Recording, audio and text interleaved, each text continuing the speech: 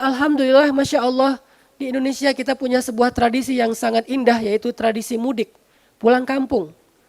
Di mana mungkin di antara semangat mudik itu adalah ingin merasakan suasana di rumah bersama orang tua, makan masakan dari ibu dan orang tua kita.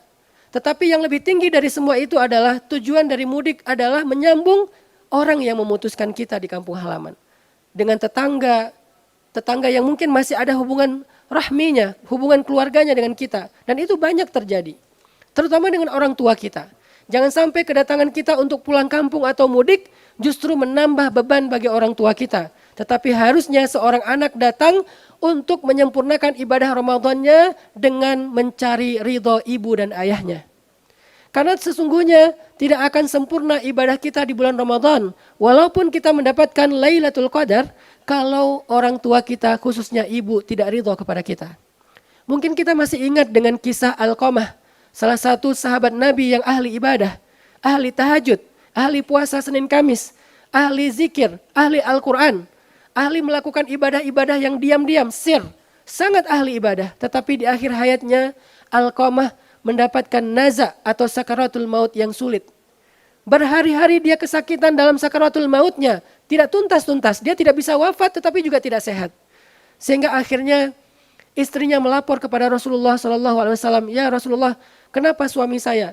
Padahal dia ahli ibadah, kenapa sakaratul mautnya seperti orang yang kufur? Maka Nabi kemudian bertanya, apakah dia punya ibu? Lalu istri Alqamah mengatakan dia punya seorang ibu, panggillah ibunya ke hadapan aku. Maka datanglah ibu ini ke hadapan Rasulullah SAW. Kemudian Rasulullah bertanya, wahai ibu, apa perasaan ibu tentang Alqamah? Apakah ibu ridho kepada dia atau ibu punya perasaan kecewa kepada dia? Ibu ini mengatakan, aku kecewa dan sedih terhadap Alqamah. Dia lebih mendahulukan keluarganya daripada aku. Dia mentelantarkan aku, dia tidak peduli kepada aku dan aku tidak ridho terhadap Alqamah. Walaupun Alqamah ahli ibadah. Walaupun Alqamah seorang sahabat Nabi yang mulia. Sehingga kemudian Rasulullah mengatakan, wahai ibu, jika ibu tidak ridho kepada Alqamah, maka Alqamah akan terus kesakitan dan tidak akan selesai nazak ataupun sakaratul mautnya. Ibu ini masih bersikeras untuk tidak ridho kepada anaknya. Sampai kemudian Nabi mengatakan, wahai para sahabat, kumpulkanlah kayu bakar. Aku akan membakar Alqamah agar memudahkan sakaratul mautnya. Mendengar ini, maka ibu ini kemudian merasa iba kepada anaknya. Naluri seorang ibu. Sehingga dia mengatakan, ya Rasulullah, jangan sakiti Alqamah. Jangan sakiti anakku. Aku ridho, aku maafkan kesalahannya. Aku ampuni kesalahan-kesalahannya selama ini. Dan aku tidak akan menuntut dia di akhirat. Kemudian Nabi bertanya, apakah ibu mengatakannya dengan jujur? Ibu ini mengatakan, lihat saja bagaimana keadaan Alqamah. Lalu Nabi mengutus seseorang untuk melihat keadaan Alqamah di rumahnya. Dan orang itu kembali dalam waktu yang tidak lama dan mengatakan, ya Rasulullah, Alqamah telah wafat dalam keadaan tenang. Tepat ketika ibunya mengatakan, aku ridho kepada anakku Alqamah. Ini artinya Idul Fitri, Lebaran, ketika kita mengunjungi orang tua kita, mudik pulang kampung, maka salah satu di antara misi terpenting kita, sil man qata'aka, menyambung silaturahmi, terutama dengan orang tua kita, khususnya ibu kita. Kita juga mungkin pernah mendengar kisah seorang abid, seorang ahli ibadah di zaman Nabiullah Musa alaihissalam, namanya Juraij al-Abid. Juraij adalah seorang laki-laki yang sangat ahli ibadah, senang sholat, sholatnya ribuan rakaat. Karena di zaman dulu ada banyak sekali jenis-jenis sholat yang jumlah rakaatnya banyak dibandingkan zaman umat Nabi Muhammad. Dia sholatnya ribuan rakaat, dia punya sebuah musola di sebelah rumahnya, musola yang tidak terlalu besar, disitulah dia menghabiskan siang dan malamnya untuk beribadah kepada Allah. Suatu hari ibunya datang mengetuk pintu musolanya. Juraij, ini ibu, Juraij, ini ibu. Kemudian Juraij yang lagi dalam keadaan sholat, bergumam di dalam hatinya membatin. Ummi wa solati, ibuku atau sholatku, ibuku atau sholatku. Kemudian dia memilih sholatnya untuk tidak membuka pintu bagi ibunya. Sampai ibunya kemudian pulang lagi ke rumahnya.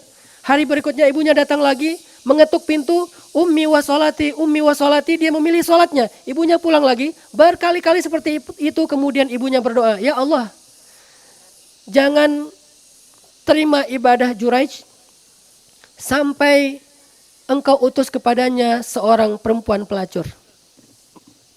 Ibunya butuh Juraij. Mungkin ibunya sedang dalam keadaan sakit. mungkin ibunya sedang butuh pertolongan, tetapi Juraij lebih mementingkan sholatnya daripada ibunya. Sehingga ibunya marah kemudian mengeluarkan kalimat doa, janganlah engkau terima ibadah Juraij sampai engkau utus kepadanya seorang perempuan yang hina atau pelacur. Tidak lama kemudian ada seorang pelacur, seorang perempuan yang hina melakukan zina dengan seorang penggembala. Kemudian dia hamil. Kemudian setelah dia hamil, dia meminta pertanggungjawaban dari penggembala tersebut, tetapi penggembala itu kemudian melarikan diri. Maka perempuan ini kemudian melapor kepada kepala sukunya, sesungguhnya saya telah dihamili oleh Juraij. Saya telah disakiti oleh Juraij, saya telah dinodai oleh Juraij. Maka orang berbondong-bondong, warga di desa itu datang ke musola Juraij untuk menghancurkan tempat ibadahnya Juraij. Mereka merobohkan musolanya Juraij dan meminta pertanggungjawaban dari Juraij. Sehingga setelah perempuan ini melahirkan anak, kemudian mereka membawa perempuan dan anak ini kepada Juraij, meminta pertanggungjawaban Juraij. Lalu kemudian Juraij berdoa kepada Allah, ya Allah selamatkanlah saya. Kemudian Juraij datang kepada ibunya, ibu maafkanlah kesalahanku. Ini adalah kedurhakaanku terhadap ibu sehingga Allah memberikan saya ujian dengan datangnya seorang perempuan pezina dan pembohong yang menuduh saya telah menodai dia. Dan saya harus bertanggung jawab terhadap anaknya yang bukan anak saya. Setelah dia mendapatkan ridho ibunya, tiba-tiba bayi itu bisa bicara. Ini adalah satu dari 3 bayi dalam sejarah Islam yang bisa berbicara seperti bayinya Isa alaihissalam. Bayi ini kemudian berbicara mengatakan, ayahku bukanlah Juraij. Juraij adalah seorang al-abid, ahli ibadah, orang yang solih. Ayahku adalah seorang penggembala yang telah melarikan diri dan tidak bertanggung jawab. Barulah kemudian masyarakat di situ tahu bahwa Juraij tidak bersalah. Kemudian mereka meminta maaf kepada Juraij dan mengatakan, wahai Juraij, jika engkau mau maka kami akan mengembalikan musolamu, membangunnya lebih bagus dengan bahan-bahan terpilih dari batu-batu yang terpilih. Kemudian bahkan kami jadikan di antara bangunan ini ada emasnya. Juraij mengatakan, aku tidak membutuhkan bangunan yang megah. Bangunlah kembali musolaku seperti sedia kala. Maka kemudian musola itu dibangun seperti sedia kala dengan bahan-bahan yang sederhana dan Juraij melanjutkan ibadahnya. Ini adalah salah satu kisah dari kisah-kisah yang mulia yang diriwayatkan oleh Rasulullah SAW tentang betapa pentingnya ridho ayah dan ibu bagi seseorang. Betapa pentingnya ridho ayah dan ibu walaupun bagi seorang ahli ibadah. Tidak akan Allah terima ibadah seseorang yang dia kehilangan ridho dari ayah dan ibunya. Bahkan Nabi SAW pernah bersabda, ketika malaikat membawa naik ke langit amal-amal anak cucu Adam, maka kemudian di antara amal-amal itu Allah berfirman, amhilu hadain hatta yastaliha. Tahan amal 2 orang ini sampai mereka berdamai. Artinya apa? Siapa yang tidak bisa menyambung silaturahmi, siapa yang memutuskan silaturahmi, siapa yang tidak mau saling berkomunikasi di antara muslim lebih dari 3 hari, maka amalnya tergantung antara langit dan bumi walaupun dia ahli ibadah pada malam Lailatul Qadar. Inilah pentingnya Idul Fitri.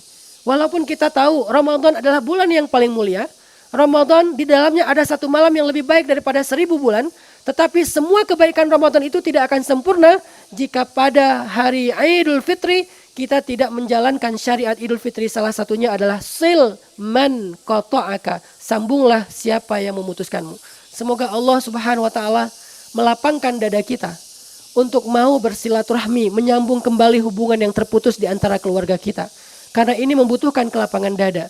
Suatu hari Abu Bakar pernah marah kepada salah satu di antara keluarganya. Dan wajar Abu Bakar marah karena keluarganya itu, laki-laki tersebut memfitnah putrinya Abu Bakar. Hadisul ifki, berita bohong, hoax, di mana Aisyah radhiyallahu anha dituduh berzina dengan seorang sahabat. Maka salah satu di antara yang menyebarkan fitnah itu adalah salah satu orang yang selama ini sering dibantu oleh Abu Bakar.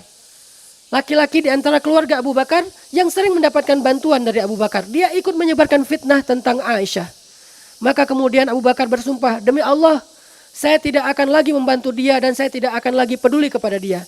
Setelah Abu Bakar bersumpah, Allah Subhanahu wa taala kemudian menegur Abu Bakar di dalam surat An-Nur ayat 22. Janganlah orang yang memiliki kelebihan harta di antara kalian bersumpah untuk tidak lagi membantu saudaranya, keluarganya, atau orang-orang yang sedang fi sabilillah. Wal ya'fu wal yasfahu, kata Allah. Hendaklah dia memaafkan dan berlapang dada. Ala tuhibbuna ayyaghfirallahu lakum? Tidakkah kalian suka jika Allah mengampuni dan memaafkan kesalahan kalian? Setelah ayat ini turun, Rasulullah memanggil Abu Bakar, "Ya Abu Bakar, apa yang engkau lakukan sampai Allah menurunkan ayat ini?" Kemudian Rasulullah membacakan ayat ini kepada Abu Bakar. Abu Bakar menangis. Langsung setelah mendengar ayat ini dibacakan oleh Rasulullah, Abu Bakar pulang ke rumahnya, mengambil berbagai macam kebaikan, gandum, kemudian korma, semua yang baik-baik, roti diambil dari rumahnya, dia pergi ke rumah orang yang tadi dia sumpahi. Kemudian dia mengatakan, mulai hari ini, jika engkau membutuhkan sesuatu, bilang kepada saya. Jika engkau membutuhkan sesuatu, datanglah kepada saya. Inilah kelapangan dada Bapak Ibu jamaah salat Id yang dirahmati Allah. Enggak mudah, tetapi ini harus kita coba untuk menyempurnakan ibadah-ibadah dan kebaikan kita di bulan Ramadan. Allahumma inna nas'aluka ridhaka wal jannah wa na'udzubika min sakhatika wan nar. Ya hayyu ya qayyum birahmatika nastaghis. Aslih lana sya'nana kullah wa la takilna ila anfusina tarfata ain. Rabbana atina min ladunka rahmah wa hayyi' lana min amrina rasyada waj'al lana min kulli dhiqin makhraja wa min kulli hammin faraja wa min kulli usrin yusra. Ya Allah, ampunkanlah dosa-dosa kami.